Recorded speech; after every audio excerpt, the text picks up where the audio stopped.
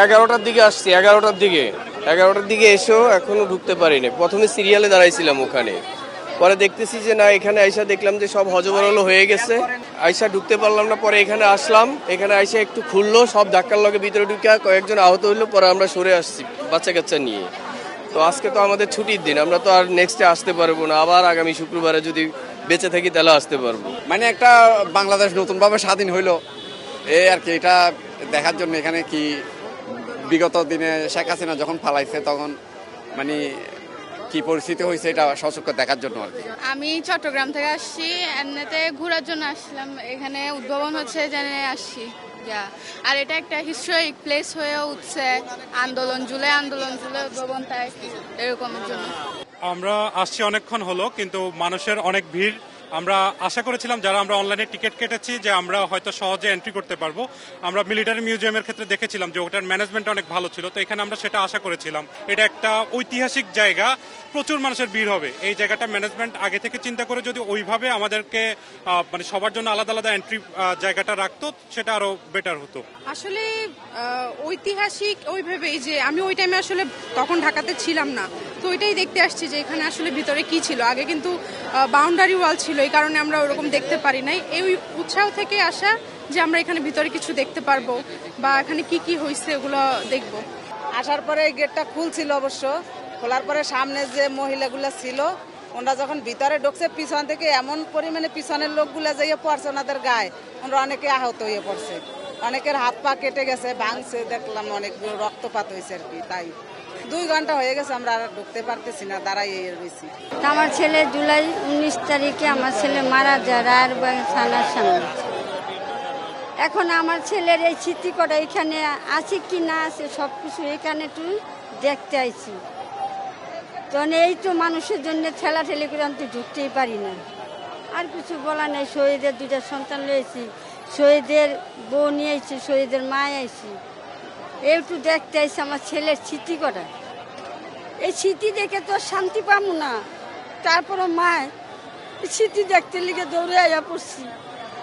সন্তান হারাইছি তো এখনো মনের বুঝাইতে পারি না, এখনো মনের ভিতরে ধাও ধাও করে। তো আজকে আমরা আইলাম জুলাই জাদুঘরে আমাদের ছেলের স্মৃতি দেখতে। এখন যেই ভিড়, এই ভিড়ে তো ঢোকার মতন কোনো ইয়েই নাই। 2-1 দিন যদি এরকম ভিড় মিড় না দিয়ে সবাই ঢুকতে দিত, সাধারণ মানুষ টিকিট মিকিট ছাড়া ঢুকতে দিত, তাইলে মনে হয় যে একটু ভালো হইতো। কারণ যেই ভিড়, যেই অবস্থা হইতেছে, এত তো মানুষ মনে হয় যে মারা যাইবো, হাত পা ভাঙবো, এত মনে করেন অবস্থা খুবই খারাপ।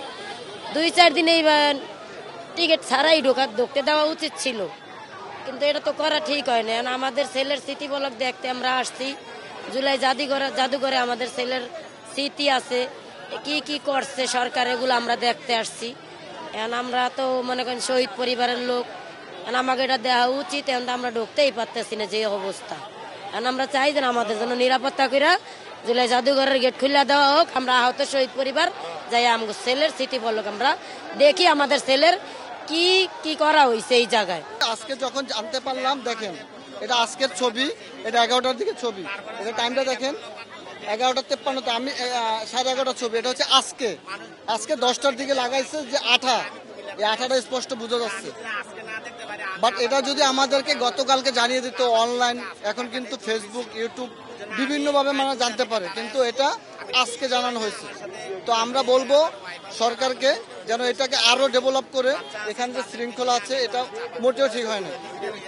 এখানে অনেকগুলো মোবাইল চুরি হয়েছে, অনেক লোক আহত হয়েছে, অনেক বাচ্চারা আহত হয়েছে, অনেক লোক আহত হয়েছে। এখানে পুলিশ প্রশাসন শুধু বাইরে ডিউটি করতেছে, বাইরে ডিউটি হবে, সুন্দর সিরিয়াল থাকবে, বাস আমরা দেখতেছি বাস থাকবে, বাস দিয়ে একজন ঢুকে বের হয়ে যাবে। তো আমরা আসার পরে অনেকটাই ব্যর্থতা, এই যে বাচ্চা কাচ্চা নিয়ে আসছি, টিকিট কাটছি, এখন আমরা চলে যাচ্ছি। আমরা টিকিট আমার 400 টাকা, মানে 200 টাকা 4টা টিকিট, পুরোটাই ব্যর্থ। কারণ হচ্ছে ঢুকতে পারবো না, কারণ আমার ফ্যামিলি বাইরে, আমি তো আর ঢুকতে পারবো না। এখন চলে যাচ্ছি। জি, যদি সুযোগ হয় আবার সামনে শুক্রবার আসবো, কিন্তু আজকে তার হবে না, কারণ আমরা সপ্তাহে 1 দিন ছুটি পাই। এই 1 দিন ছুটি পেয়ে জুলাই গণ অভ্যুত্থানের জন্য আসছি। যে না, এটা আমরা জানি না, এটা কর্তৃপক্ষ হয়তো বলতে পারবে, বাট টিকিটটা আমাদের শেষ। বাট আমরা বলবো এখানে ম্যানেজমেন্ট যারা আছে বা মাননীয় প্রধানমন্ত্রী জনাব তারেক রহমান, তাদেরকে আমরা বলবো যেন এখানে শৃঙ্খলা কারণ সবাই চায় যে জুলাই গণঅভ্যুত্থানের পরে যে জাদুঘরটা হয়েছে, 24-এর আন্দোলন, যে ফেসিবাদ সরকার যেভাবে লোক গুম খুন হয়েছে, এটার একটা স্মৃতিচরণ। এই স্মৃতিচরণটা যেভাবে হয়েছে, এটা সবাই দূর দূরান্ত থেকে আসছে দেখার জন্য। বাট আপনি দেখেন এখানে যে পরিমাণে যে মানে শৃঙ্খলা, কোনো শৃঙ্খলা নাই। তো আমরা চাই যেটা যেন আরো ভালো হয়। সে মেবি এদিক দিয়ে ঢুকছিল, হাত পুরো কেটেই গেছে, রক্ত পড়তেছে তার হাতে, এমন অবস্থা। তো কিছু বলার নাই, আসলে ডিসিপ্লিন ভালো না।